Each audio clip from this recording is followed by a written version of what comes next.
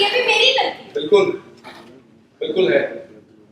और तुम जितना झनक को नीचे गिराने की कोशिश करोगे ना, या तुम्हारे फ्रेंड्स, ये बात याद रखना, झनक उतना ही ऊपर उठती चली जाएगी।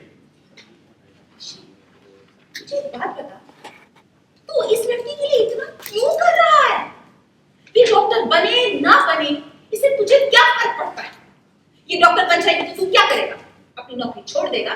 ये तुझे खिलाएगी? एक बात को लेकर हमरा यदि हम डॉक्टर बन गए तो केवल सैली बाबू का योगदान नहीं हो, केवल ये हमारे लिए कुछ किए नहीं, आप सब लोगों का बहुत बड़ा योगदान है। आज हमरा मुश्किल समय पर आप लोग हमको छत दिए, रहने को जगह दी। बनेंगे तो आप लोगों के कारण ही डॉक्टर बनेंगे, और जब डॉक्टर बनेंगे पैसा कमाएंगे। यदि आप लोगों को यदि को हमरा कुछ जरूरत पड़ा, हमको पता है जरूरत नहीं पड़ेगा, पर यदि पड़ा तो हम सबसे पहला इंसान होंगे ताकि जो मदद के लिए खड़े होंगे। What rubbish! तुम्हारी मदद ना हमें ना तो चाहिए और ना ही कभी चाहिए होगी। जो भी बकवास से बोलती जा रही है, बकती जा रही है, पता नहीं क्या क्या। ये क्या बात हुई? ये क्या तरीका है जनक से बात करने का?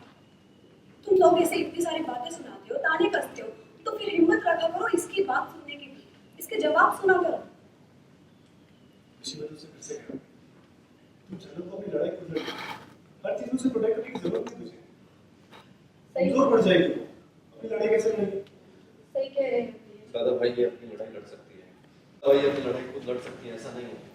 बस मैं इसके साथ इसलिए खड़ा हूँ क्योंकि कोई इसका साथ नहीं दे रहा है। इस शहर में नहीं है, जिस दिन इस शहर के तौर तरीके, यहाँ की चीजों को समझने लग जाएगी, ये खुद से सब कुछ अपना करने लगेगी। अब अपने गांव से यहाँ तक का सफर भी इसने खुद ही तय किया है, इसमें इतनी ताकत है ना।